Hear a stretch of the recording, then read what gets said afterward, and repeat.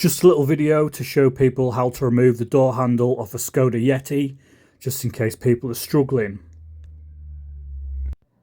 As you'll see on the inside of the door, there's a hole where I've already removed the grommet, and inside there is another little hole to the right, and the left there's another little hole, and it's got like a plastic slide into it.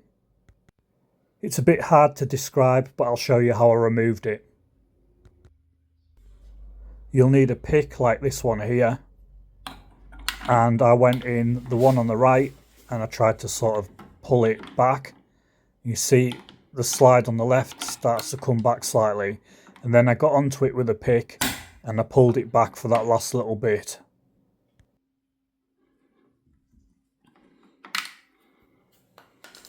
That slide should be back enough now to get the first bit of the handle out, which is this bit here. So you need to open the handle and pull this out.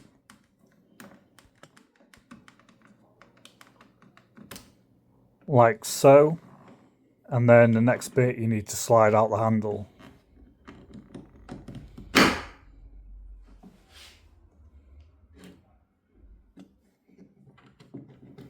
So that's pretty much how you remove the handle, and obviously it all goes back together in reverse.